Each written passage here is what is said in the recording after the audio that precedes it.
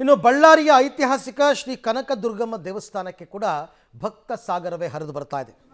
ಗಣಿನಾಡು ಬಳ್ಳಾರಿಯಲ್ಲಿರ್ತಕ್ಕಂಥ ಶ್ರೀ ಕನಕದುರ್ಗಮ್ಮ ದೇವಸ್ಥಾನ ಬೆಳಗ್ಗೆಯಿಂದಲೇ ಸರತಿ ಸಾಲಲ್ಲಿ ಭಕ್ತಾದಿಗಳು ನಿಂತಿದ್ದಾರೆ. ವಿಶೇಷ ಪೂಜೆ ಸಲ್ಲಿಕೆ, ಅಭಿಷೇಕ, ಹೂವಿನ ಅಲಂಕಾರ, ನಿಂಬೆ ಹಣ್ಣಿನ ಮಾಲೆ ಹಾಕಿ ವಿಶೇಷ ಪೂಜೆ ಮಾಡ್ತಾ ಇದ್ದಾರೆ ಭಕ್ತಾದಿಗಳು.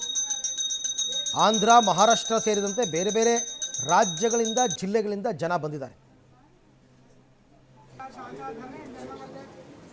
ಬಳ್ಳಾರಿಯಲ್ಲಿಯೂ ಸಹಿತ ಹೊಸ ವರ್ಷದ ಸಂಭ್ರಮಾಚರಣೆ ಕಳೆಗಟ್ಟಿದೆ. ಪ್ರಮುಖವಾಗಿ ಬಳ್ಳಾರಿಯ ಜನರು ಧಾರ್ಮಿಕ ಕ್ಷೇತ್ರಗಳಿಗೆ ಹೋಗೋದ್ರ ಮೂಲಕ ಹೊಸ ವರ್ಷಾಚರಣೆಯನ್ನು ಕೂಡ ಸಂಭ್ರಮಿಸ್ತಾ ಇದ್ದಾರೆ. ನಾನೀಗ ಬಳ್ಳಾರಿಯ ಹೃದಯ ಭಾಗದಲ್ಲಿರುವಂಥ ಬಳ್ಳಾರಿಯ ಆರಾಧ್ಯ ದೇವತೆ ಕನಕದುರ್ಗಮ್ಮ ದೇವಸ್ಥಾನದ ಮುಂಭಾಗದಲ್ಲಿರುವಂಥದ್ದು. ಇಲ್ಲೂ ಕೂಡ ಸಾಕಷ್ಟು ಜನರು ಕನಕದುರ್ಗಮ್ಮ ದೇವಸ್ಥಾನಕ್ಕೆ ಆಗಮಿಸೋದ್ರ ಮೂಲಕ ದೇವಿಯ ದರ್ಶನವನ್ನು ಪಡಿತಾ ಇದ್ದಾರೆ. ಬಳ್ಳಾರಿಯಲ್ಲಿ ಈ ರೀತಿಯಾಗಿ ದೇವಸ್ಥಾನ ಅಂದರೆ ಧಾರ್ಮಿಕ ಕ್ಷೇತ್ರಗಳಿಗೆ ಹೋಗೋದ್ರ ಮೂಲಕ ಇಲ್ಲಿನ ಜನರು ಹೊಸ ವರ್ಷವನ್ನು ಸಂಭ್ರಮಾಚರಣೆಯನ್ನು ಕೂಡ ಮಾಡ್ತಾ ಇದ್ದಾರೆ. ನೀವು ದೃಶ್ಯಾವಳಿಗಳಲ್ಲಿ ಗಮನಿಸಬಹುದು. ಬೆಳಿಗ್ಗೆಯಿಂದಲೇ ಸಾಕಷ್ಟು ಸಂಖ್ಯೆಯಲ್ಲಿ ಭಕ್ತರು ಸರತಿ ಸಾಲಿನಲ್ಲಿ ನಿಲ್ಲೋದ್ರ ಮೂಲಕ ದೇವಿಯ ದರ್ಶನವನ್ನು ಪಡಿತಾ ಇದ್ದಾರೆ.